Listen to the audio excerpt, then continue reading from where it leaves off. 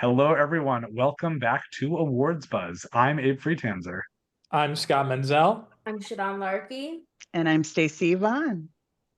We are here processing our reactions to the Oscars, which happened just under one day ago, culminating in many hours of our time spent watching movies, talking about minutia of categories, and here we are. And I'm curious, before we get into each individual category, some which will be more interesting to talk about than others, I'm curious just overall reactions to the show itself and the flow of winners, let's say. Stacey, do you want to start us off?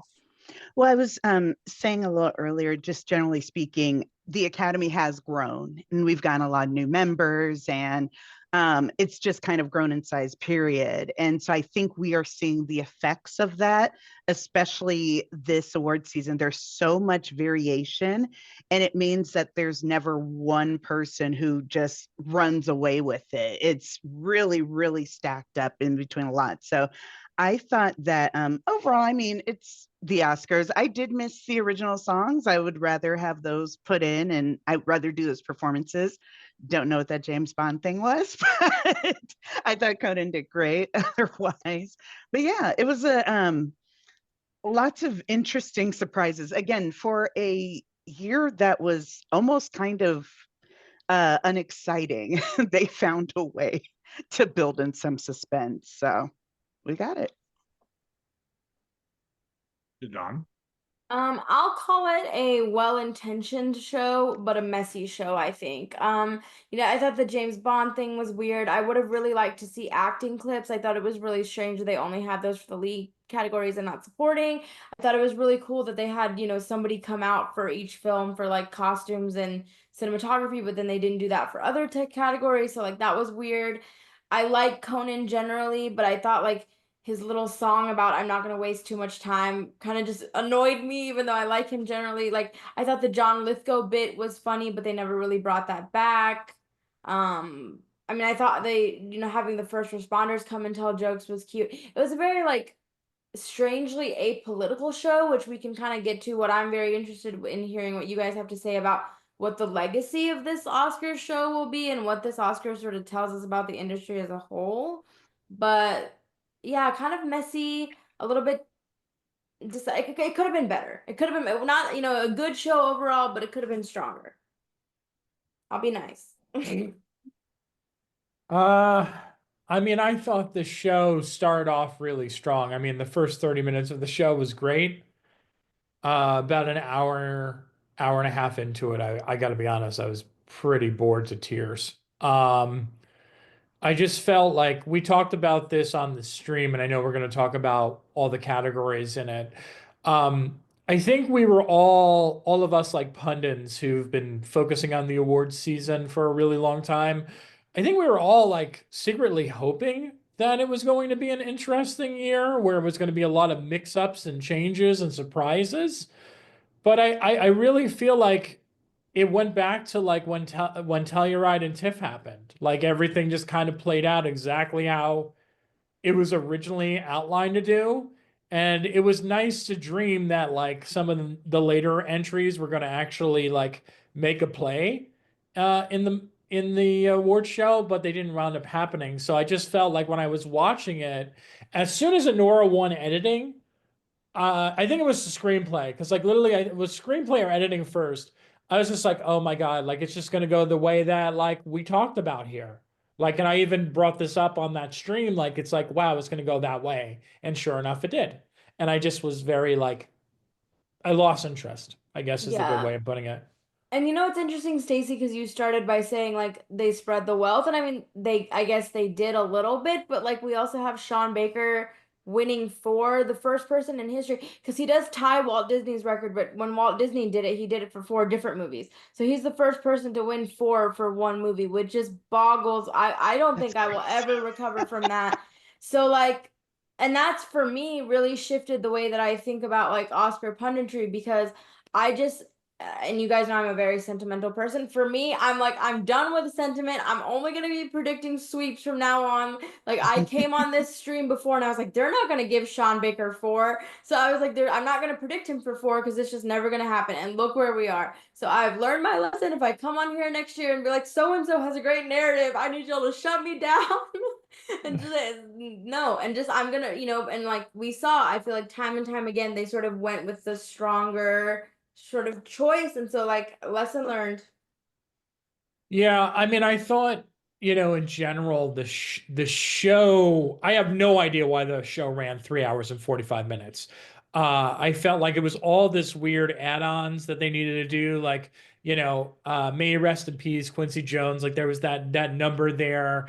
There was a lot of like weird things that were tied into Wizard of Oz. I don't know if how everyone felt about that, but it was like all throughout the night, like, and I'm kind of like, this is very strange that like this is sort of the way we're setting this whole thing up. The James Bond thing, I know a lot of comments online was kind of saying like it felt more like a funeral of the franchise than it was more of a celebration of it. It just like the whole thing, like there was so many good intentions throughout the night, but like not having the original songs performed, that was a choice. Um, did anyone also notice that every Amelia Jones, Amelia Perez clip Amelia Bedelia. was literally like focused on Zoe Saldana? Did everyone notice that? Like every single clip they showed from the movie was focused on her. Um, yeah, it was just, I don't know. I just like a weird takeaway from that. I really wish like the 30 minutes, the first 30 more minutes, like kept up with the rest of the show. I also would say that, and I don't know if I like how much I agree with the sentiment there, but like the No Other Land speech to me was probably like the best speech of the night out of every single Let's come person. back to that when we get to We're that going to come category. I back want to to talk the. more specifically about that. I do have a Um, quick thing that I want, pardon me, to add in. So, if we're going to do the Wiz thing and if we're going to do the James Bond thing in the essence of keeping time. So we're not doing the best original songs. We're not doing clips for everybody. We're trying to keep and save time. Then, like Scott was saying, why is this 3 hours and 45 minutes? I would rather it be the same amount and have the original songs and that kind of stuff than be maybe however, a half hour shorter and, this. So. Can I also add, I mean, I don't want to sound negative too, but I mean, we're already kind of sound like we're going into the negative trajectory on this. I also Critical. personally don't like the fact that they have these like fake, like we love your movies, we love watching it. Like there's one person comes out and introduces all the performances. Oh my God, you stole the show in this performance and blah blah blah. And then next person, oh, what can I say about you? You are so terrific. They did that like last year, and I was sort of like, this feels like a little disingenuous. Like it just really does. And I mean, you know, and you can tell like when a person's reading too, and it's like it just I don't know, like there's something off. Like if someone's like if Guillermo del Toro was up there, right? And like who watches all the movies and going like, I love these people, I love these movies, like and all that stuff, like he watched them. But like these other things, like I'm just watching these people talk, and I'm like, do they even know what they're talking about with these performances? It just seemed a little off. Sorry. I think that's fair. I love clips. I wish there were more clips. I like Mm-hmm. the idea of that, when they had the people presenting for cinematography and I forget which other category where they, someone from the movie Costume. talking about costume writing. I'm all for that. I think that's great. And obviously they were going to do that for acting before. They didn't want someone to introduce Carlos Sofia Gascon, which is a sad thing, but that's just where we happened with the season. I am not always a big fan of Conan, and I thought he was great here. I thought he was clearly having fun and just like enjoying his little jokes, and that was great. I really liked the, theater streaming service bit. I thought that was very clever and just like so fitting for the way that we're just sort of going backwards to end up at exactly the same point. Um, I think none of us are located in Eastern time, but I feel like the idea of starting the show earlier is so that people don't have to stay up till like midnight if you're on the East Coast. And they started it earlier and still went just as long. And so I don't mind. I'm all for a long show. That's what I was sitting with someone who was just like, we're only halfway through and we're like 2 hours in. Um, and I will say that for me, obviously, the legacy of this Oscars for me is that I was at the Oscars in the interview room, which was exciting. The weird thing about it is that they bring people back at random times, meaning that they brought the cinematographer from The Brutalist out, and he was in the middle of answering a question when they announced Mikey Madison's win. So everybody like erupted to something, and he basically like almost left the stage because no one was paying attention anymore. So like it's a tough thing, and so like at least they paused for Best Picture, but like it's a strange phenomenon that they have there that way. I'll try to add a little insight as I can throughout. But what was cool about that, aside from just generally being a fun experience, is that I have good friends in my life. I have family who do not like movies quite as much as I do. And so being surrounded by people who are just as invested, who went nuts when Flow won, when I'm Still Here won, were just so excited and had such, passionate responses. That was a nice thing to be able to experience, which I thought was cool. And it was also nice because I think other than the No Other Land team, they brought everybody else back there at some point, which was sort of nice. Except obviously Sean Baker had to take a while to get there because he was too busy doing other things. And I will say we should pause any conversation of Sean Baker until like a while from now, because even though it won a bunch, it's not actually a sweep because it wasn't even nominated for any tech awards except for editing, which I think is sort of cool and interesting. So I want to go. We'll add more thoughts as we go on, but starting with the short categories, Shadan and I had a lovely conversation where we successfully disagreed on all three categories, and neither of us got it right. Yeah, In fact, I love how we literally talked about every option and we still just managed to be flat out wrong. It was the only thing we even close to got right is I said that In the Shadow of the Cypress was like a likely runner-up, but otherwise we didn't even like clock any likelihood. And the craziest part of it is if you actually watch the shorts, I'm Not a Robot, which won live action short, is the lightest of those options, unquestionably. In the Shadow of the Cypress is the heaviest of the animated short options, no question. And The Only Girl in the Orchestra is among the lighter ones. And so it's like there's really no rhyme or reason to anything. I'm very excited. I thought I'm Not a Robot was great, even though the other films it was up against were also great. I was really happy about that. I was also very surprised because the filmmakers from In the Shadow of the Cypress said they weren't going to be able to come because they were coming from Iran. And I was very pleased that they actually were able to be there. But I continue to argue that watching the shorts, discussing the shorts, does not help you actually predict the shorts because those categories are just so hard to figure out. Yeah, definitely still encouraged. I told you last night, Abe, I was like, I don't have to feel so bad about going 0 for 3 because you also went 0 for 3. But yeah, that was wild. I mean, obviously, In the Shadow of the Cypress means a lot to me personally. I really love that speech. But I was like really shocked. And then I have a theory about I'm Not a Robot, which I think it was kind of an anti-AI sentiment there that might have pushed that through. And I think that same sentiment may have ultimately hurt a certain director that was in contention. So I think that was maybe a little politics or a statement being made there. The only girl in the orchestra, I don't know if it was just like a feel good thing. I'm not really sure what happened there because I feel like the other shorts, quite frankly, were just stronger in my opinion. But yeah, still encourage everyone to watch them, talk about them. And then next year Abe and I will still be wrong, but then other people will be able to tell us why we were wrong and engage with us. I'm also still curious, like, I heard that a lot of people didn't necessarily vote on those categories, but I mean, it makes sense. At least, again, Only Girl in the Orchestra is a little bit more of a question mark. The other two, their wins make sense in a lot of ways, even if it's not actually how I would have gone. Again, I'm Not a Robot. I'm very pleased about. I think that's just a very clever film. What's also interesting, though, about those categories is people who didn't see those did not vote. You know what I mean? Like you can kind of go through some of the bigger categories and people just start marking stuff off like, oh, I heard this is good, heard that was good. For these shorts categories, they're like, oh, no, I didn't see that. We got to go to the next one. So you're getting the actual kind of unfiltered opinion.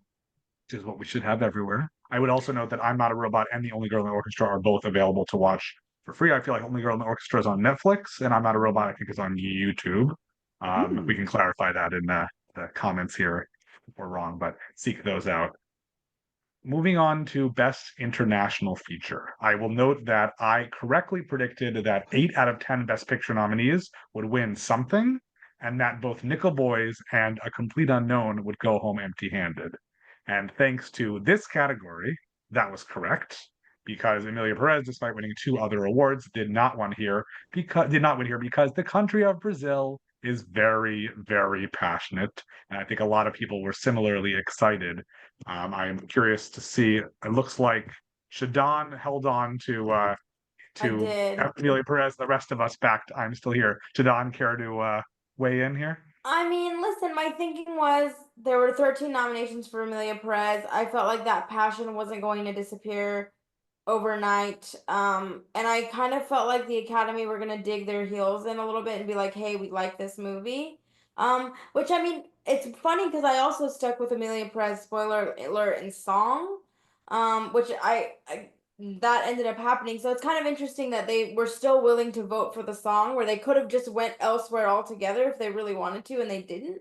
I'm not really sure what that means, but it's in, and I mean, the anonymous ballots we see every year, we can argue about what they mean or don't mean. But one thing that I did notice, to Stacy's point, was other than the shorts, the category that people abstained the most this year was international feature. Like, a lot of people just, I guess, if they didn't feel comfortable voting for Amelia Perez, a lot of them didn't vote at all. And so I think that that's where the passion for I'm Still Here was able to like really come through, because everyone else who was left threw their support behind I'm Still Here. So not shocking in hindsight, but I guess, yeah, just the total collapse of Amelia Perez is one for the history books. Anything to add, Stacey or Scott? I'm sorry.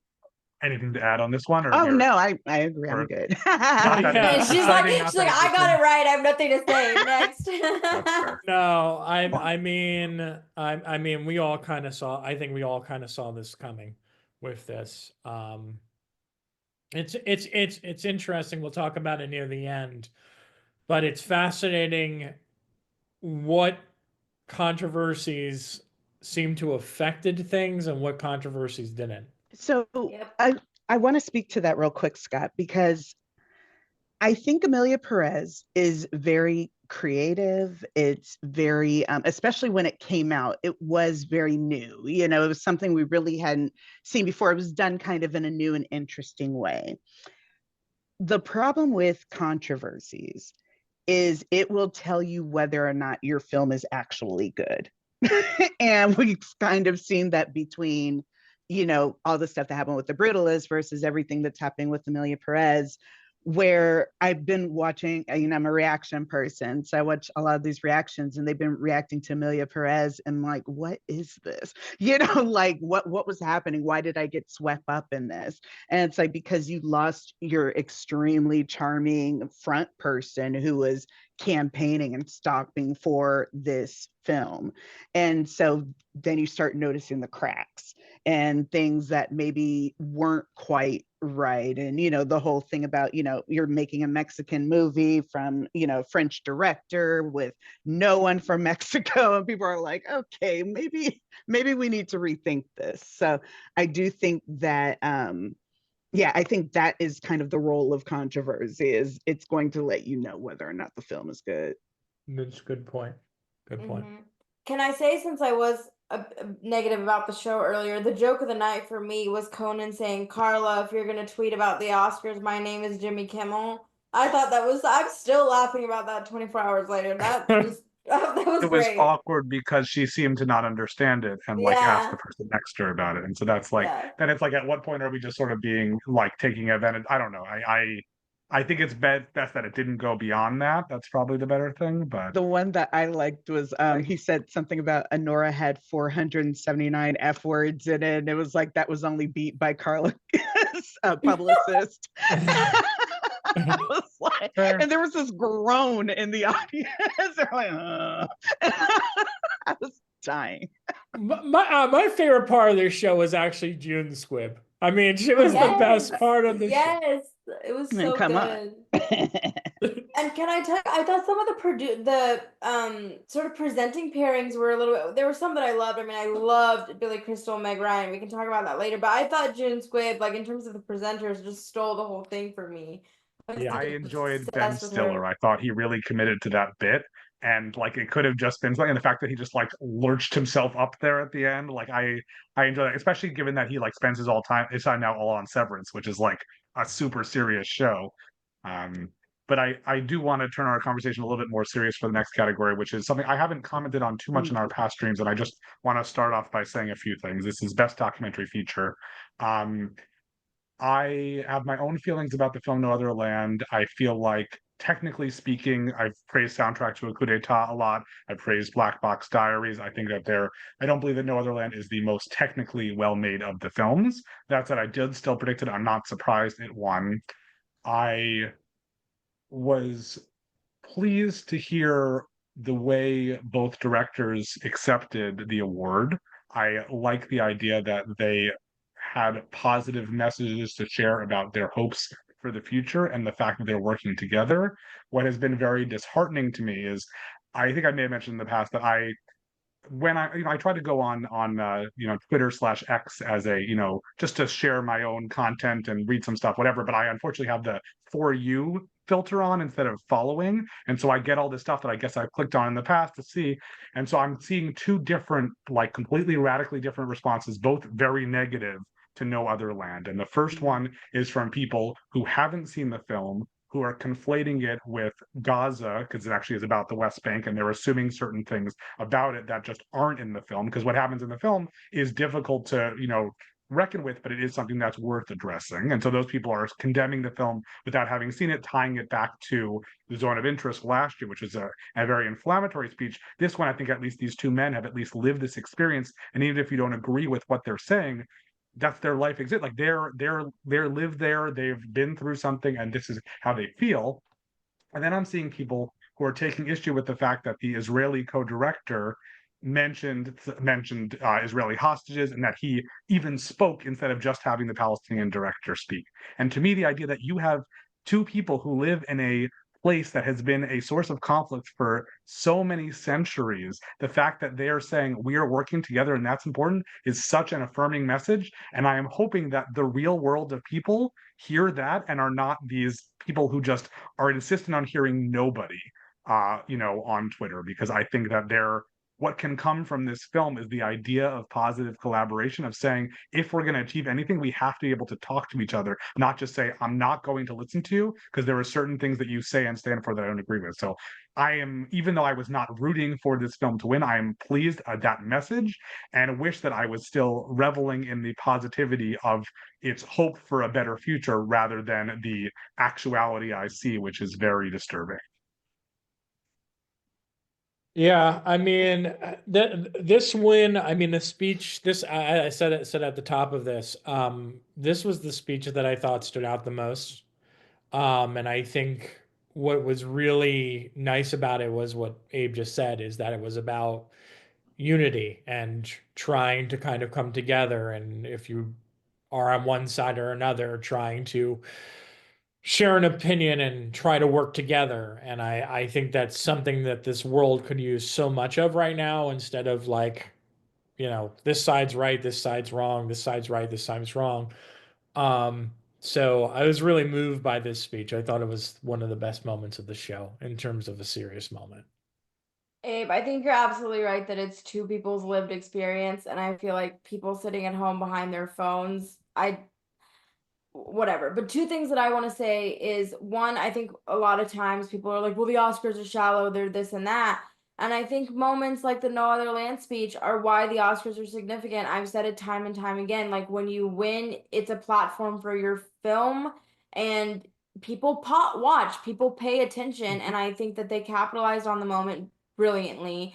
I'm really sad that, not that I was expecting better from them necessarily, but I feel like the Amelia Perez team with their two wins, not saying anything about trans folks when their film so prominently was about that, felt very just whatever word you want to use. And then the other thing is, we talk a lot about the Oscar campaigning and what does it mean and all the money that they throw behind these films. And No Other Land has no U.S. distributor. And I think that's, important to be like, it kind of it reaffirmed my thing of like, people pay attention and people still are voting like what they feel passionate about. And I don't know if you guys have any thoughts, Scott, or like what it means for the industry. If maybe, you know, we can still have hope that the Oscars sometimes are about quality or whatever. I just thought that was really interesting that this movie, like without a US distributor, was able to make it all the way to the Oscar stage. I think if anything, oh, go ahead. No, go ahead, Stacey.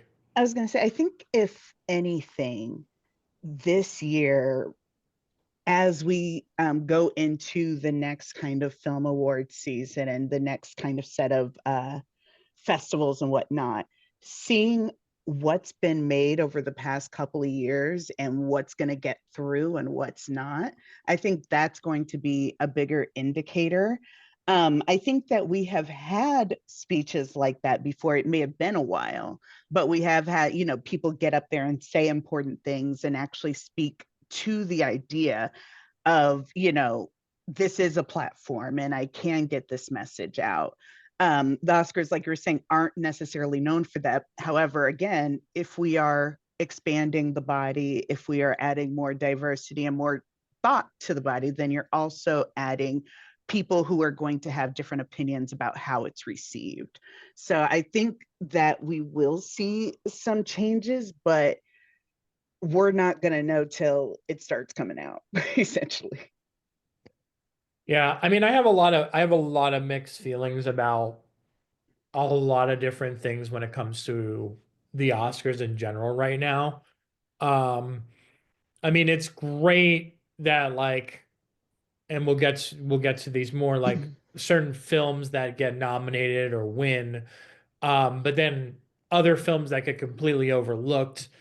It feels very weird. Like I don't understand how this whole system works anymore. Like it definitely speaks to like you want to root for the underdog when like a No Other Land gets in here, but then you see these movies that like literally have campaign budgets that are so much more than the movies themselves. And like, what does that mean? And like I've felt very mixed messages when I'm like listening to people speak about like independent film and blah blah blah and what it means. And then knowing that they spend more money to push it over the edge for an awards campaign than it did to make the film, or what that movie could be going, like what that money could be going to make more independent films, or to give them more budget or more promotion or something like that outside of awards. So there's a lot that, you know, I felt like it was really weird last night when it was over. I for like 45 minutes, I just kept saying like, this was so weird watching this unfold, because it felt like they wanted to celebrate all the reasons why people go to the movies, in with all these like little things that they did with The Wiz, Wizard of Oz, James Bond, all these big movies. But then like the whole messaging, a lot of the things were the small independent films.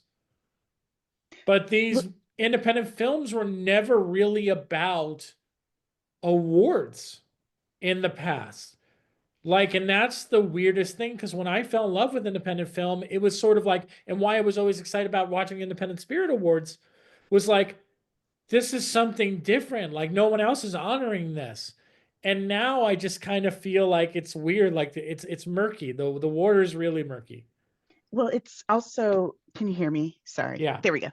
It's also the idea of, if the Oscars are redefining themselves, are they doing that? That's kind of the question.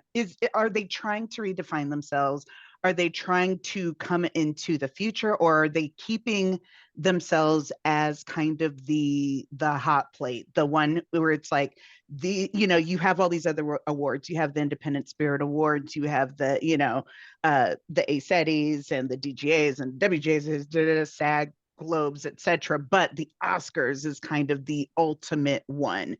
And so what type of cachet needs to be added to that? Because I feel like right now it's like, oh, we'll give you an indie film every few years. It's fine, But for the most part, that's not their MO. Their MO is about what's big, what's glamorous, what's glitzy. and kind of awarding that. We talked about The Substance was not an Oscar movie, and really we And it was seen not that. an Oscar movie in the end. Exactly. And so, yeah, I think that just the Oscars trying to identify themselves and figuring out, are they trying to change, or are they just like, we're cool? I do think there's something about the Oscars being sort of the culmination of the season that if you paid attention to the other awards you mentioned, Stacey, the directors of No Other Land, Jonathan Glazer's Zone of Interest last year, they said the same things every award show they went to, and then they just had a bigger platform, and that's where it got picked up. Like it's not like literally the exact quote I think that the Israeli co-director used about, I am free. And he's not like he's said that before. It's just another chance to say it when even if the Oscar ratings are not what they once were.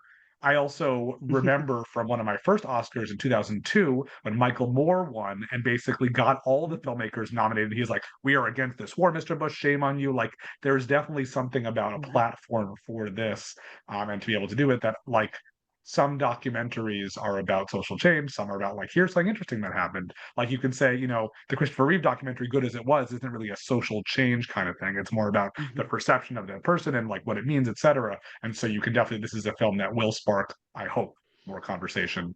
I will also just, before we transition to our next category, note that there was a very unfortunate moment of confusion in the interview room at the Oscars where they announced that the filmmaking team from No Other Land had arrived, and somebody asked a question, and they were like, "We're here to talk about Dune Part 2," because it was the visual effects team from Dune Part 2. And like somebody said it before they asked, but they still asked that question. It was just super awkward that happened because those are slightly different, desert landscapes to talk about. That's like their only unifying thing, right? There's a lot of Lack of sand in nuance. both. There you go. So we had another what I might call surprise, even though I think most of us saw it coming. Actually, I guess only Sari, who sadly is not with us here today, um, predicted that Flow would beat The Wild Robot. And I think that this is an interesting sign for a category that once nominated The Boss Baby, that we are now going in a different direction, where after The Boy and the Heron beat, Across the Spider-Verse last year, while I would not say that Across the Spider-Verse and even The Wild Robot are necessarily conventional studio animated choices, whatever, we're going in a very different international direction right now. And I think people are very excited about that. I will use this as my last opportunity to remind people that My Love Affair with Marriage and Rocks in My Pockets are Latvian animated films that you should also check out now that Flow has officially put the country on the map for its animation. Were we very shocked by this, even though we didn't predict this? Was EO last year, was that with the donkey? That is not animated. Well, no, I'm sorry. Was it from Latvia? Was it from like one of those countries? No, EO was from good question where that's from. That's an excellent question. I can't remember, but brilliant movie. I love that movie. Poland. Yeah. I also will note that in the interview, I didn't use it. I would have loved to. I know Shadan would have appreciated this. In the interview room, they have in the back a bunch of people who are like Academy librarians. So like if you need a staff, you go up to them like for the research. I was sort of doing that for the people around me because like I can't turn them off. It was like, put me in, coach. Put me in. It wasn't like very intense questions. But yes, no, Latvia, despite they've had a couple of interesting Oscar submissions in the past, but otherwise this is like a big get. But the bigger thing is that this film doesn't have dialogue. And so obviously this isn't the international feature category, but the anime, like, I don't know, were you guys floored by this win, or we sort of thought it was a distinct possibility? Not floored, but definitely surprised, because again, I haven't really talked to a lot of people who even know what that is. And I'm like, unless they kind of maybe put it in the background, or maybe it's the animation style, because the Wild Robot was such a juggernaut. Like everybody has seen it. It's just kind of been everywhere. You talked about campaigning budgets and that kind of thing. They really put a lot out for it, and really almost next to nothing for Flow. It's really all kind of word of mouth and, pushing it under. So I was surprised, but, also good for them. Yeah, I don't know. Stacey, go ahead. Sorry, go ahead. I didn't know if I was surprised is the right word for this. I think we said it. Was it you, Shadan, who said it? Or was it Abe? I don't remember. On one of the recent streams, we were talking about this movie and how it had this kind of like a lot of filmmakers were coming out and showing support for it right when voting Yeah. was closing. So like to me that again, word of mouth really goes a long way with this, and especially in campaigning. That's what I think we went on. I think I already went on this tangent before, but like the placement of like your campaigns is very, very important. Mhm. And who's talking about what and when is very important. I think like the reason why, you know, certain things win, and if it's like really close to like a window when it first premieres where where it gets nominated because of that, it's because it's fresh in people's mind. And I think that's what happened with Complete Unknown, if you want to know the truth. Like I think that's why it saw so many nominations, because it was the last movie out, people saw it, it was fresh in everyone's mind. But then when people came to vote and they're like thinking back now that that movie had like 2 or 3 months to go by, everyone's like, oh, we shouldn't vote for this. It's very interesting you say that, because on one hand, yes, that does kind of put it top of mind, but no one has talked about, well, I guess they wouldn't apply. When we have a best song for Oscars, is it only original or do covers count as well? It's all original. Okay, okay, never mind then. Despite some errors like this year, the fact that the Better Man song, which apparently had some pieces that premiered decades ago, that was somehow eligible. And I'm like, how do you not check that until later? But that's sort of like Carla's tweets, right? These things don't come up until they come up. You know, Stacey, I think you kind of hit the nail on the head brilliantly, kind of when we started, and you said like the Academy is kind of in the middle of this changing. It's like hasn't completely adapted yet, but it's getting there. And I think Flow is an excellent example of Mm, that, because I think 5 years ago, like this never would have happened. And so it's very much like representative of the changing of the guard. But that's also what makes Honora such a fascinating winner, because in my mind, it's like a very American type of a thing, and it's like kind of again this all about independent cinema. But then you have like an animated winner like Flow and like No Other Land, where I'm like, but passion can come through, and like maybe people are paying attention. So it's kind of like a little bit of like, I don't know if you want to call it like a hit or a miss, or like just it just seems like change is happening, but it's like weird where it's happening and where it's not happening. So that's why I'm kind of confused, to Scott's point, like when I look at these winners, because I'm like, what does this tell us about where we are and like what people are watching? Because if we were going by the strength of the campaign, The Wild Robot would have had this, no question. That's why I stuck with it, because I was mhm. like, it's one of the most nominated animated films in the history of the Oscars. That has to mean something. If you're picking up a random sound nomination, I was like, that's, and as much as I was like, okay, people are passionate about Flow, like, I just didn't think it had enough. It couldn't overtake the juggernaut that was The Wild Robot. And I think we have enough of like some other winners that we'll get to a little bit later on, where I'm like, this person won because they like this person and not because they care about that movie. And so I think, as Stacey said, like we're just gonna have to keep kind of watching and seeing like this adaptation in real time.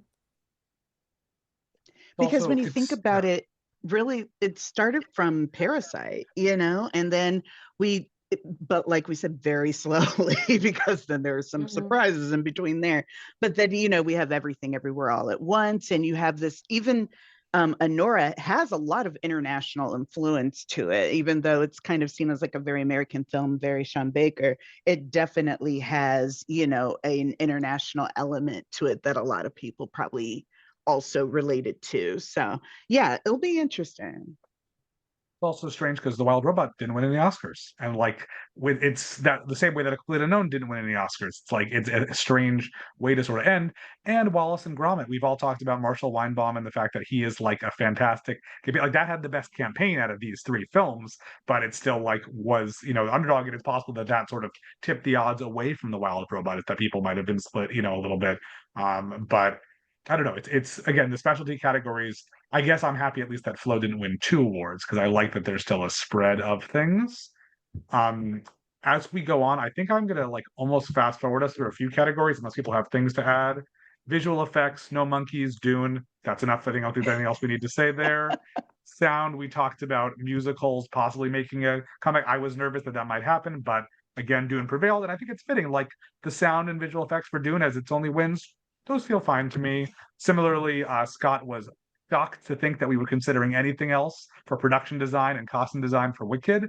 And while that feels like a bit of a slight to the film, especially considering its outsized performance in the show, with its stars performing several musical numbers at the very beginning of the show, I think that those make sense. Like it's hard to argue against those wins. And so those four categories really just, I mean, we also almost entirely, the other one would be hair and makeup, which the substance, again, maybe not an Oscar movie, but you can't deny the transformation there. And so I think And those all made a lot of sense. we also, I remember we talked about the idea that some voters look at hair and makeup and they think pretty, you know, they think makeup and hair versus actual like visual effects done through hair and makeup. And we see that, of course, in spades in the substance. So that made a lot of sense to me. And I'm a bit I surprised in retrospect. Yeah, sorry, Shadan, go ahead. no, I was just gonna say I wanted to say real quickly, is it Paul, is it Tazwell or Tazewell? Tazwell. I think it's Tazwell. It's The spelled Tazwell, but That's oh amazing. Yeah. Tazwell.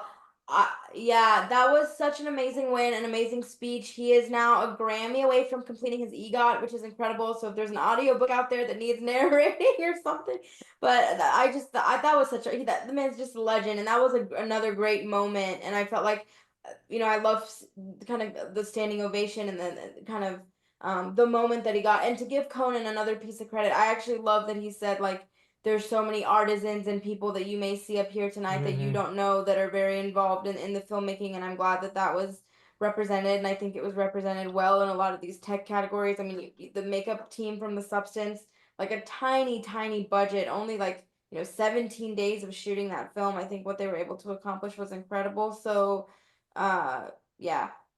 Does anyone get the feeling from the Wicked of it all that they are gearing up for next year?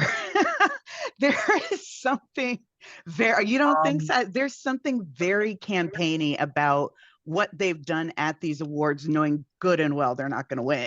And I would argue that anybody who tunes in to watch the Oscars who hasn't seen a lot of movies, everybody has seen Wicked. And so putting them front and center in the show made a lot of sense. Because you tune in for what Scott called a fantastic first half hour, half of it's Wicked and half of it's Conan. Like what can you not like about that?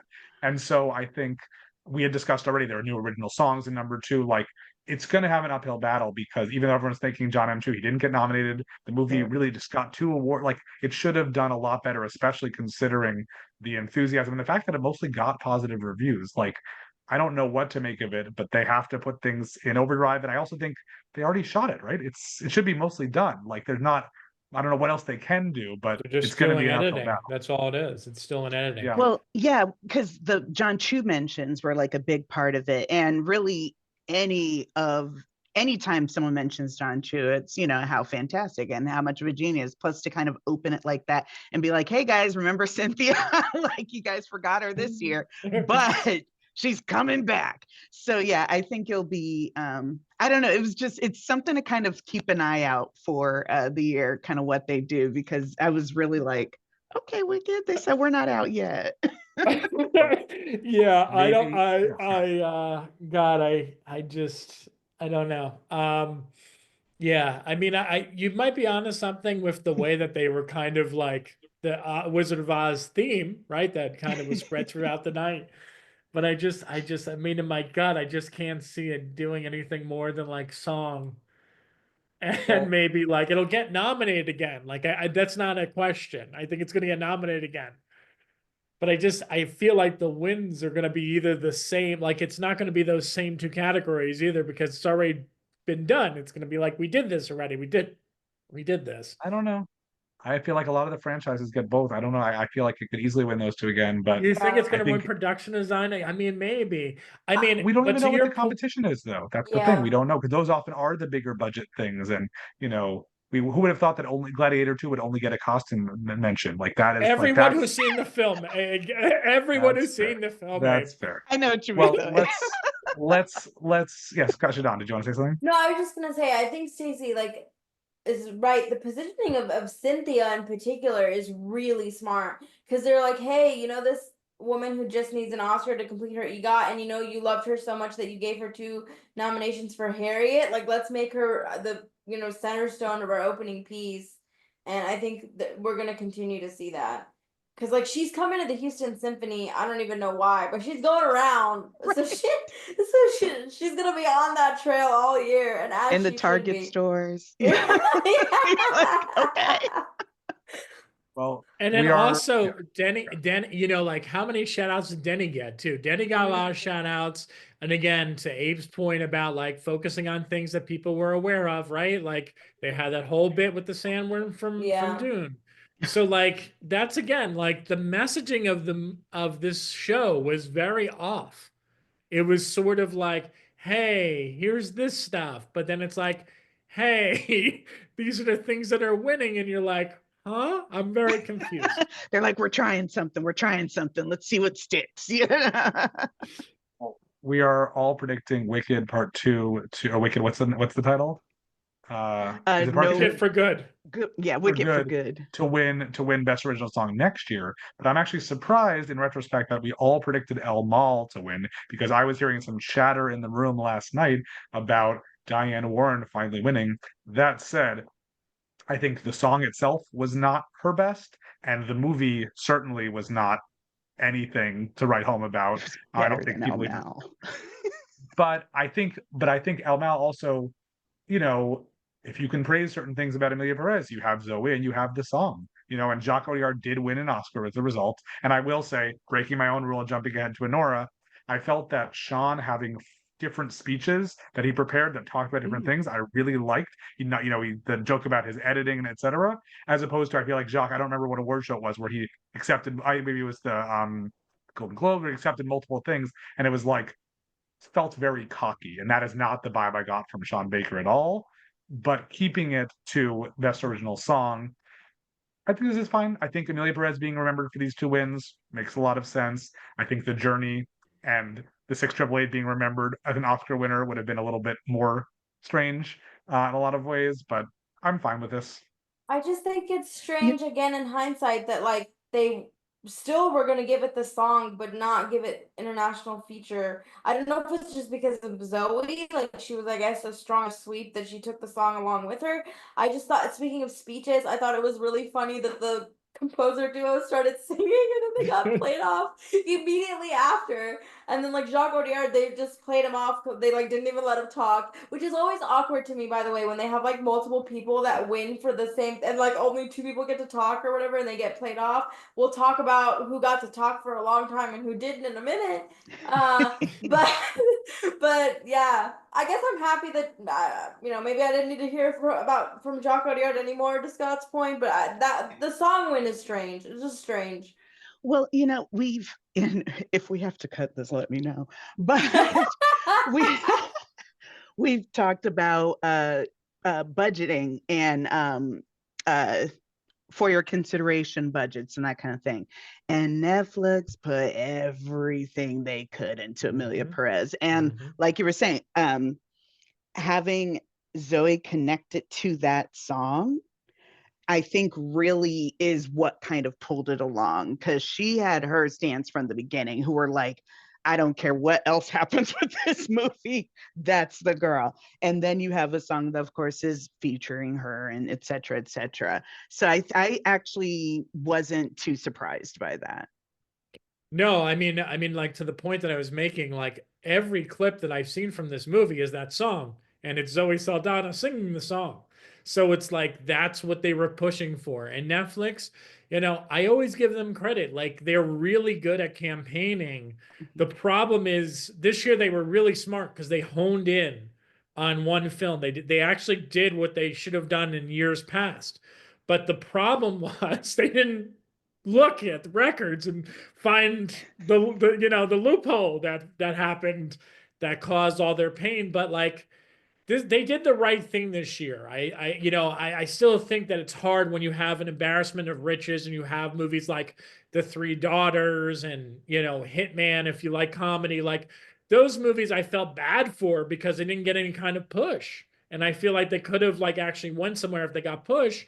and I know you would agree with this too, Stay, like Piano Lesson, poor Daniel Deadweiler, you know, but that movie too, like they just like after it got kind of like lukewarm reviews out of Talia Ryan Tiff, they were just like, okay, done. We're not going to even try anymore. But you know, but that's what you have to do as a studio, right? You have like a number one, you have a number two, and you have to know how to do it. And I know Focus has always done that. Like they always knew, like, you know, Conclave was going to be our number one this year. They were going to make sure they focused on it. And I just think that's really important. So you know, I feel bad in some ways for Netflix because they were really playing the game right this year and they knew what they were doing, but like they kind of got caught with a situation that, you But know, Scott, someone should have played harder. that has to be the legacy of this year, right? I mean, I feel Yeah. like this is going to change awards publicity forever. Of like people are going to be doing more media training, like people are going to be checking this stuff. Like I think that's literally going to be the legacy of this Oscar year. But just one thing I wanted to ask you, I guess we'll get to the brutalist because we're about to hit some brutalist categories, but how much do you think A24 is like regretting that they put all their eggs in the brutalist basket? Like, do you think that in hindsight they would be doing anything different, or do you think this played out exactly the way that they wanted it to? No, I because really I think Sing Sing. I mean, listen, we all love Sing Sing. I love Sing Sing. We all love this. I think this is like the Sing Sing fan club, right? Abe and I saw it together at South by last year. I loved it. I remember turning to him and I'm like, that movie was great. Um, I just don't think that film resonated with people as much as we think. I think it really resonated with critics. I think a lot of critics really cared for it. But when it went into theaters, like the truth of the matter was, it just didn't really play that well. It really didn't. And they they also didn't tried. release it properly. The fact that you couldn't see it, that Yep. was Yeah. difficult because it was such an early film. It's something that should have been hitting and could have peaked again. I feel like again, its lack of a Best Picture nomination means that it probably was never fated to do that well, but I think it could have been handled a lot better. But I mean, honestly, The Brutalist, the fact that, you know, cinematography and score, while it's hard to argue those wins, that it just goes along with actor, like that is a disappointing Yeah. Yeah. take for a Yeah. behemoth of a movie that even if you have your problems with, that could have swept all the technical awards. Yeah. And the fact that it didn't like it is a severe disappointment. And I don't think I'd argue with any of those three wins, even though I, as you know, did not love the film. It's just it really if that film was going to sweep this year, it was going to be Wicked or that, or Amelia Perez for a minute, which I do believe, if things had gone differently, would have actually probably won everything. And Well, so, yeah. and what I think is fascinating, Abe, and we'll get to the brutalist in just a second, but I want to point out, and as other people have much smartly pointed out, is that Sean Baker's first few films were A24 films. Didn't really go anywhere in the awards race. He switches to Neon and he gets awarded with 4 Oscars. So it just makes you think, like, are they going to be rethinking things, or are their filmmakers going to perhaps be a little bit hesitant because they're like, or is A24 maybe just still maybe gonna have like one horse in the race, kind of like Scott's saying, but maybe they just pick up less in the future. Like that's gonna be something I'm really gonna be looking for and kind of fascinated to see where things fall in the future. A24 is fascinating to me because I have such a love-hate relationship with A24. I feel like they put out some of the best movies every year and some of the worst movies every year. And I think over the last couple of years, they've actually started picking up too many movies and they have too many of them. And they don't know how to you know, they don't know how to kind of, they're a small company. They don't have a lot of money to throw behind marketing and you know, advertising and word, you know, they rely very heavily on word of mouth. And they were really kind of got in the game because of like genre movies, right? Like it was like Hereditary was kind of like movies that put them on the map. Like people were talking about that, or Ari Aster movies. Like those things were like, that's what got all the vibe going. But then, you know, Everything Everywhere kind of pushed that movie over the edge. And that was, I think, like a weird fluke, right? Because that movie, Shadan, were you at South by Southwest when that movie opened? Like, like South by Southwest, anyone who goes to South by Southwest knows that is not an awards festival. It is not an awards festival. So that the fact that that movie went on to where it went is like kind of impressive, but it was something about the zeitgeist of that movie. But then I think after that movie won, and there was a lot of kind of like negative energy around it of like, did that movie really deserve to win all the awards that it did? I know there was a lot of talk about that. And I almost wonder if that hurt A24 because it had so much love and so much sweeps.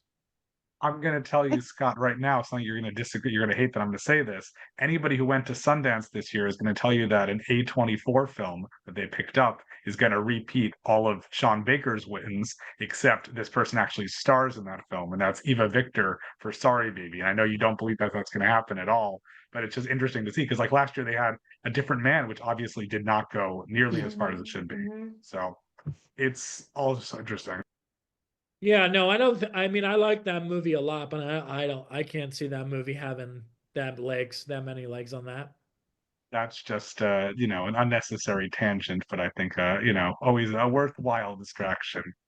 Stacey, did you have things to add about the brutalist or these categories, or okay? So For now.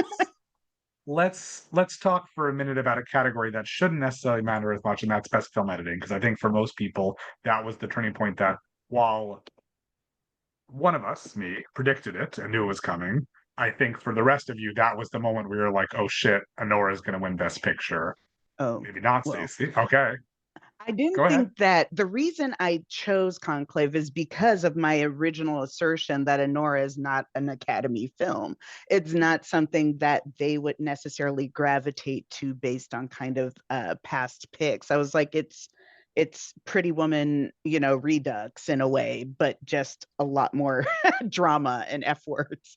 So, and so yeah, I still wasn't thinking that it was going to do. I did, however, so for all the other awards, I picked Honora for editing because his editing was actually very good on it.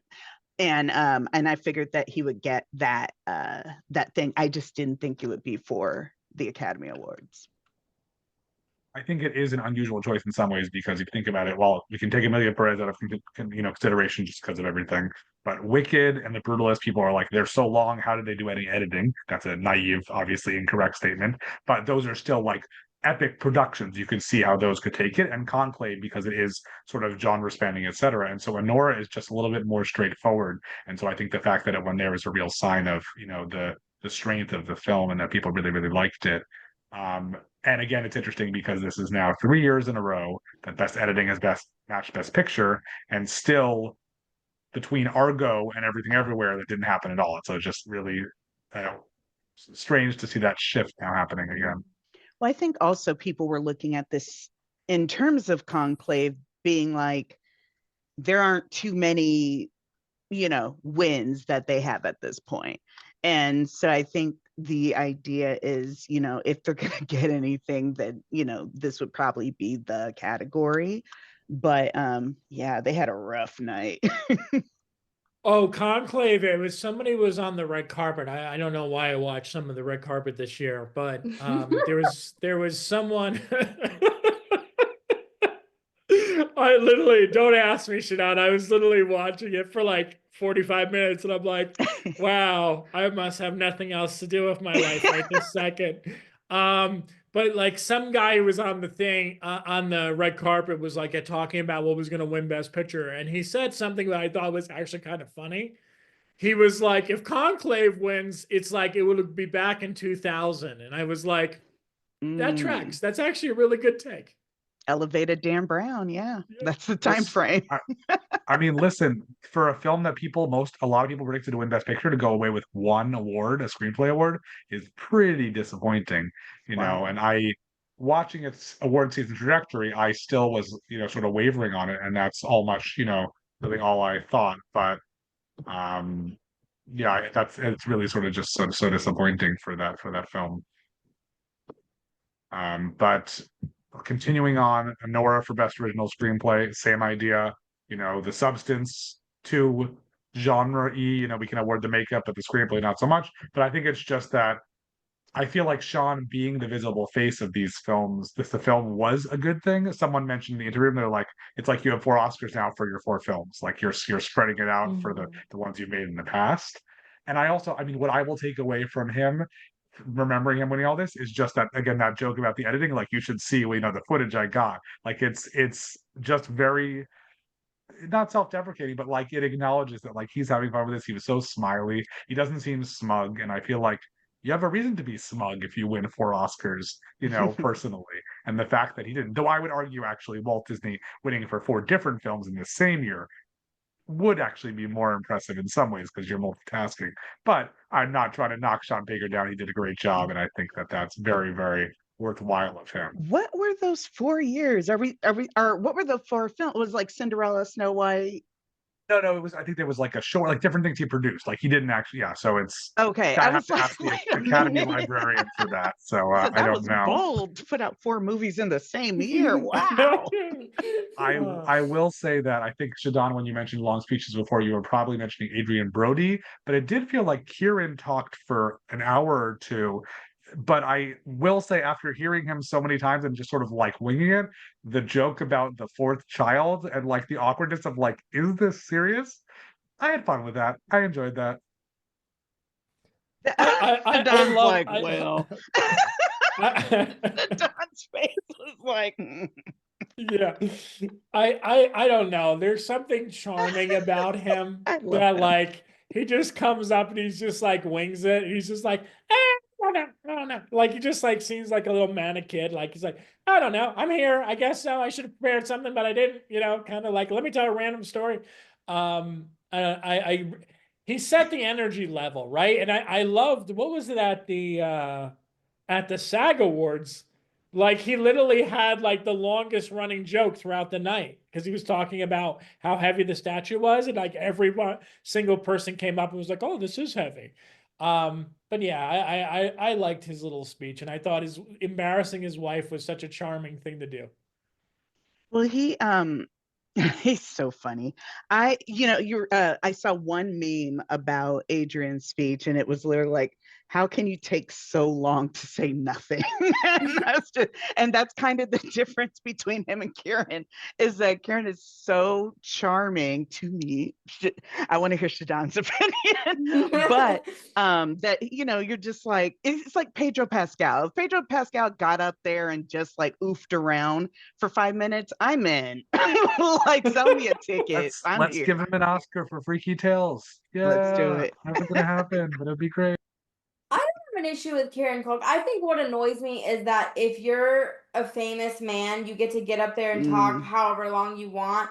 But if you're anybody else, they're gonna play you off, and that just really rubs me the wrong way. Because I'm like, if you are trying to celebrate movies, then let the people talk. Like it's just, I don't understand it. And I think, we're talking about some of these categories, like a Flow, like a No Other Land, show passion.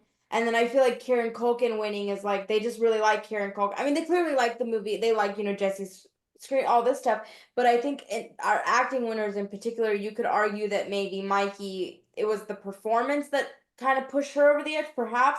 But I think Kieran, Zoe, certainly Adrian Brody is a testament of like, we just like these people, so we're going to give them awards rather Now, than, yeah. I assume they let Adrian go on because it was Best Actor.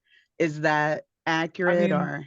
I don't know. I also feel like, you think about, you win an Oscar, it's the culmination of your career, it's amazing. Like you should get a chance to talk. This is somebody who won, and I'm jumping ahead, breaking my own rules, no good. Adrian Brody won an Oscar and then didn't do much for 20 years. And so he's like, I'm back. This is my second chance. I'm not going to make out with the person who gave me the award, but like, I'm going to say something memorable. And I did think that as he went on, he sort of got a little bit more focused. That's at the very end, he sort of just like stopped. He's like, oh, I guess I'm done.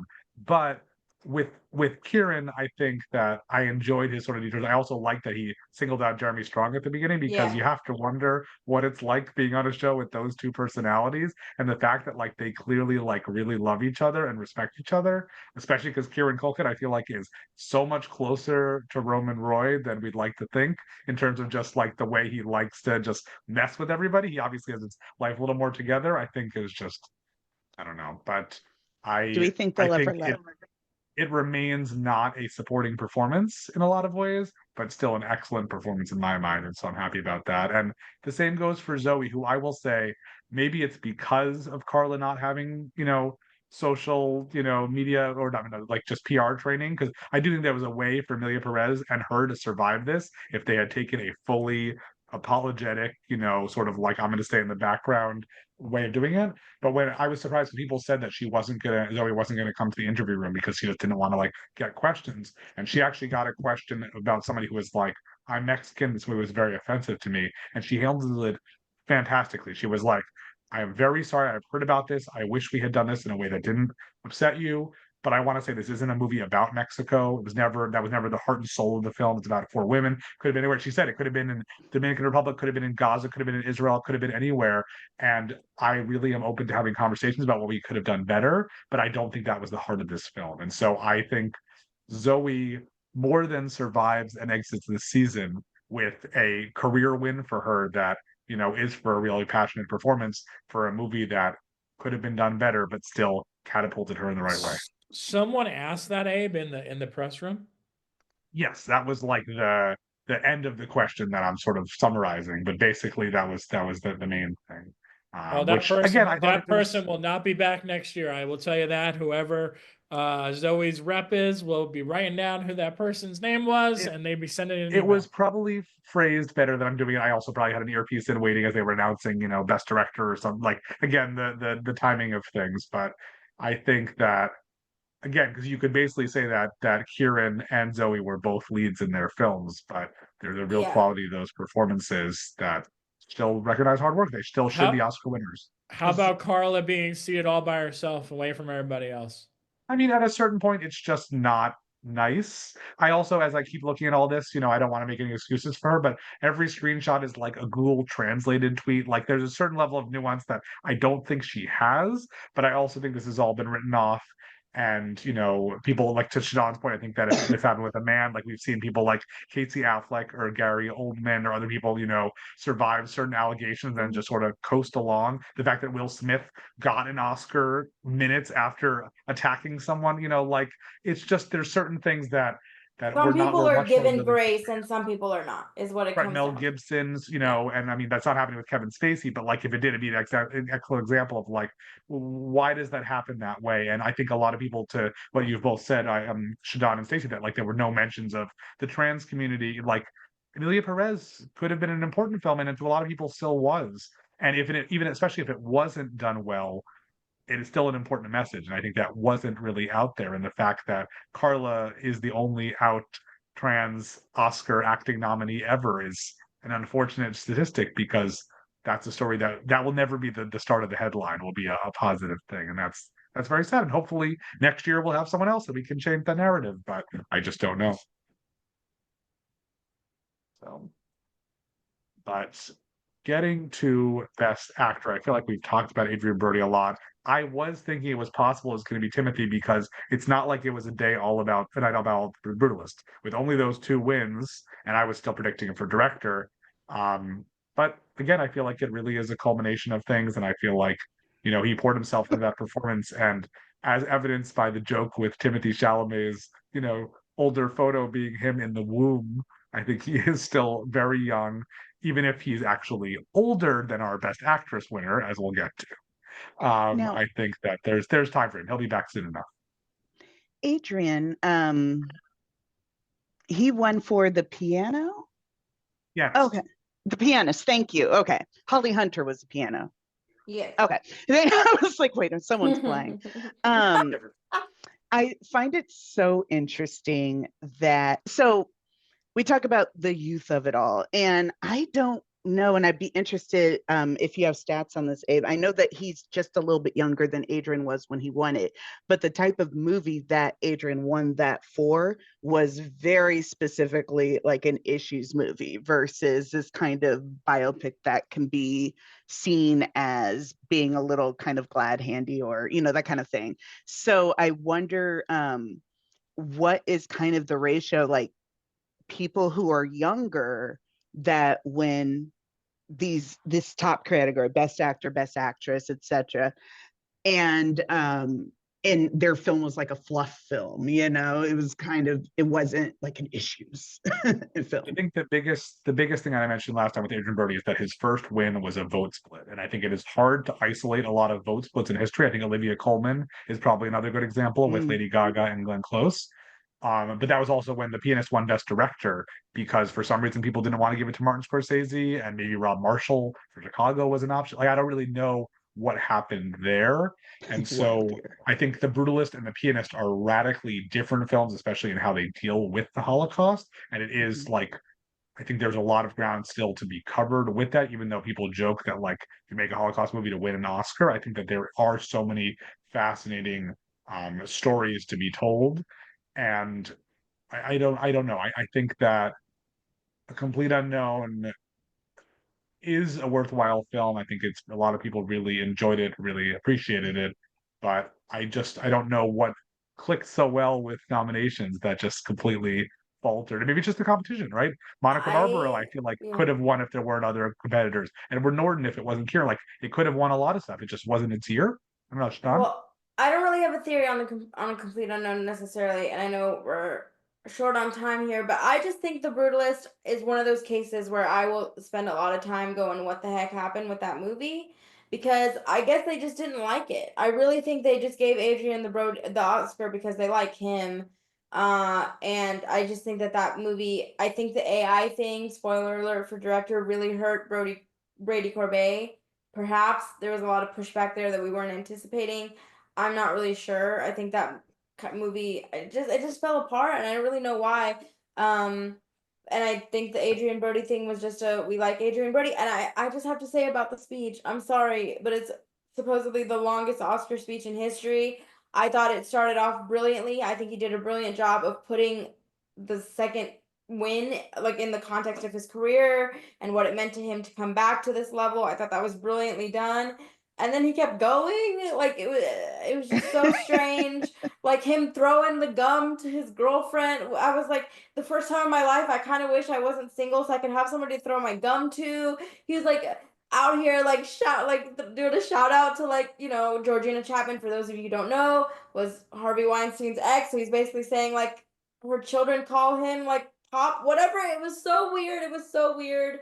And he was like, "Oh, who did I forget to thank? Oh, Judy Becker, my parents." Like such as it kind of soured the win for me. Even though I really did like that performance a lot, it really rubbed me the wrong way because again, I think a lot of other people would have been laughed off the stage. But the fact that he was like, this is not my first rodeo. Like I'm not leaving the stage." Like it was just wild, guys. It was wild. Well, that sounds like this is probably going to be his last one. honestly. I hadn't heard that stat, but apparently his speech was 5 minutes and 40 seconds, Mhm. which is actually longer than the shortest performance to win an Oscar, which is Beatrice Straight for Network, who was only in it for 5 minutes. So that's an interesting, like, what would you rather watch, an Oscar-winning performance or an Oscars? Well, Well, Adrian oh, is constantly kind of butts up against himself. And I think we kind of see that. And so that's why I didn't necessarily mind it. I did tune out a couple of times, but I was also like, this is likely the last time. I was gonna say earlier, I was like, I wonder if they're gonna ever let him back on SNL. But then they're like, no, we know Adrian, like he's gonna find a way. Um, I think that the thing about The Brutalist for me, because I actually enjoyed that movie quite a bit, a lot more than I thought I would. And I've seen it like twice all the way through, which is, it's got to be a record. But I think that people didn't watch the whole thing. I think that those who did, I feel like if they did, we would have gotten a lot more love for Guy Pearce and for Felicity, because I think both of their performances were better than his. I'm gonna go on a limb and say that. And it felt, I don't know, people were fatigued from Oppenheimer. If they were just like, we can't do this again, something happened. And then also, again, I've complained about it a million times. The epilogue was trash, as much as I like it. But So Stacey, we'll let me see. ask you. Let's say they only watched the first half. I Mhm. still think that means Brady Corbet could have won director because I feel like from the first frame of that movie, it feels like a directorial achievement to me. And not to skip ahead, that's why I think when I think of Honora, I think of the editing and I think of the screenplay and like Mikey. It doesn't seem like a directorial achievement to me. No offense to So Sean Baker. And I think I just have to say, I think there are charitable reads of that movie and of Sean Baker and what he was trying to do with Honora. I don't know if I'm in the mood to give him a charitable read, just to be honest. I may feel differently next Listen. week. But I'm just floored because I just don't think that that's the kind of movie that wins 5 awards. And let me just say 5 of the big 6, right? Like if they had a lead acting contender for Honora, they may have won too. Who knows? We don't know. The thing that I find that was different, because watching the beginning of The Brutalist, and especially when you get that very, that kind of upside down Statue of Liberty, and you have the scrolling credits, it's very cool, but it also reads as like a little bit of film school. There's a little bit of something in it Like that pretentious. not necessarily pretentious, but maybe a little unseasoned. It's something where it's like, oh, this is cool, versus it having like an actual meaning to the film. It's like, I should be able to understand why are we using Dutch angles, unless it is directly related to the narrative. It's something that accentuates it or moves it forward. And so because you look at the beginning of that film versus the beginning of Honora, and Honora knew exactly the film it was going in. And when we're talking about director, performances are a big part of that, because you do have to kind of direct your actors to give you what you want. And so I think it's a very interesting point, and it definitely gives you something to chew on, because who knows. I wanted to chime in here. This is actually like a fascinating conversation. I wish we had more time to talk about this, and this was more of a focal point. I think Brutalist #1 is a movie to watch in a movie theater. And I think in order to truly appreciate it, you have to watch it in the movie theater. And going back to the Sing Sing of it all, going back to the release strategy of this movie, they started putting it on platforms, on like awards thing. I think at CCA, right? Everyone got it. They didn't have to go see it in a theater. And then I'm sure it was on the Academy platform before people went to see it in a theater. #1 disservice for this movie. If you're watching at home, you're not going to make it through it. I can tell you that much, because at Venice, I was in the most painful freaking seats in the theater I saw it in. But I was watching on this, and I was so ingrained with like the filmmaking and the scale of everything, that I was like, you know what? My ass hurts, but I'm going to sit here and I'm going to watch the second half of this movie. Because if I have to watch it at home, I'm never going to watch it. I already knew it. And I watched it, and I appreciated it for the filmmaking. The second factor is filmmakers, personable. Sean Baker, as much as I'm not a Sean Baker fan. I said this, but the man seems very personable. People like him. He's easy to get, he's just someone like you watch give a speech, you kind of want to root for him. Brady Corbet, a little rough around the edges, kind of gives off a little bit of a pretentious vibe. A little bit of a chip. A little bit just of chip. Right there. A little bit. And like, he just doesn't have the vibe. So like, it's funny because when you're voting on a movie, you would think, if you're a director looking at a director, I mean, I don't care what anybody says if you love Honora or not. Like, if you're looking at Honora versus The Brutalist is a better directed film. I'll take that to the grave. I'll take it to the grave. It's a better directed film.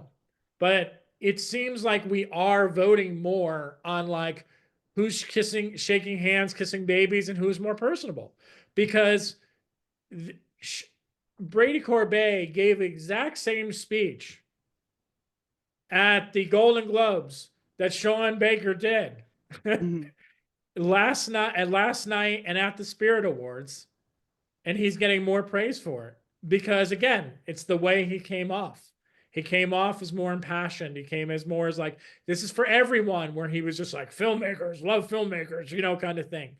So that's the two things that I think. And then the third issue, and I think it does tie in a little bit, is the AI of it all. I think it does. So I just said I want to cut you off, Scott. No, go ahead. I think what's interesting to me is that I I think about like The Social Network versus The King's Speech and Anything versus Green Book or Power of the Dog versus Coda. No, just in terms of like the legacy Yeah. of those It was races, good though. or Brokeback versus Crash, let's say. And I feel like here, the people who love The Brutalist also love Honora. So you don't really have that, where like it's a lot of like the Right. critics or like industry people who are very passionate aren't upset because they also think Honora is great. And that's, I think, unusual that we would have that, where you have two films that are both like indie filmmakers who have worked on other stuff, who have like very specific projects that until now have not attracted Oscar attention, despite getting a lot of praise. I'm not talking about Vox Lux. I am talking about Childhood of a Leader for Brady.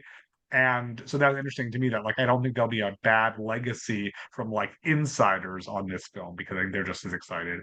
It also, there's something about giving Sean all the awards except for directing that would feel a little strange. And that's what I think put Mikey over the top. The fact that you could give Nora all this stuff and not give it to her, the same way that Timothy didn't get nominated for Beautiful Boy because what was that movie? It wasn't an Oscar contender. The Substance, despite getting in for director, which was a pretty big deal, and for Best Picture, didn't get Margaret, didn't get a bunch of tech stuff. Like it was not enough of a juggernaut.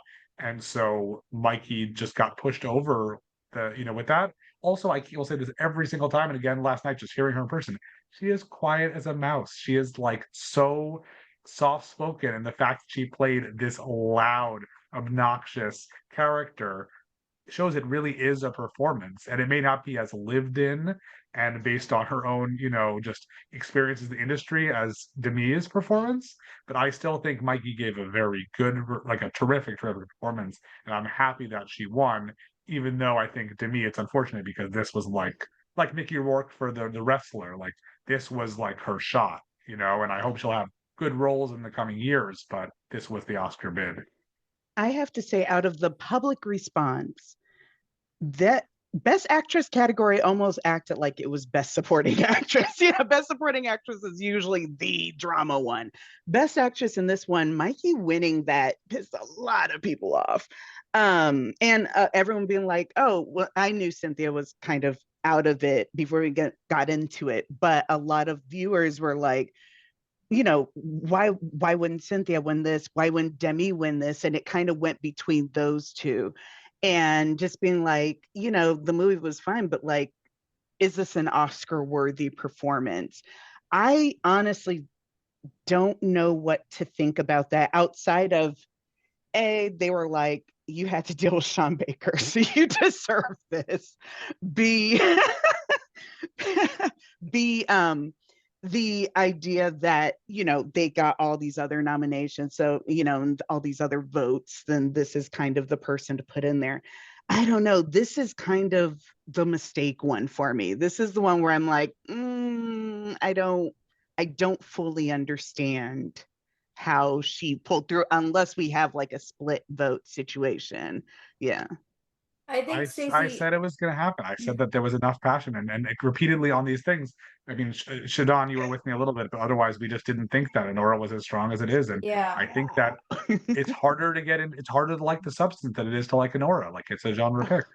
And I said up top, like now we know, now we've seen this Francis, we've seen now with Mikey, we saw it with Emma, we saw it with Olivia. Like when your movie is strong, when your movie is the one that's about to hit picture or stronger across the board, like when these races are close, now we know we got to go with the one that's sort of in the bigger juggernaut. And you mean, you did mention a great point, Stacey, that as much as Honora is sort of American, there is sort of this international flavor to it, and I think that helped Mikey a lot in the end. I think the editing win for Sean Baker was the moment where I went, oh, it's going to be Mikey. And one other thing I just quickly want to point out is, Cannes traditionally has not been a good Oscar predictor, but we've seen now with the international bend of the Academy, these movies that are doing well at Cannes, like a Parasite, like an Anatomy of a Fall, it's carrying through to the Oscars. So if we're talking about bellwethers to pay attention to now, I think Cannes is actually a big one. Yeah. I would agree with that. I think we did it. I think TIFF is really kind of losing steam, right? Because it's sort of like the stuff that plays a Cannes, it kind of gets a second win there now. But like it doesn't have they had these. Nora and The Brutalist. Was that it? Yeah. They had But I Honora mean, List in conflict. Honora was what And the runner-up though this year? Substance. Was it the runner-up at TIFF this year? Yeah. Yeah, so- I think it was the runner-up, right? Mhm. It was. Yeah, I mean they're still But playing. They're still playing 4 of the 50 nominees. That's not nothing, but Of course, the one festival that I can actually attend, like that I actually really enjoy, is the one that's going by the wayside.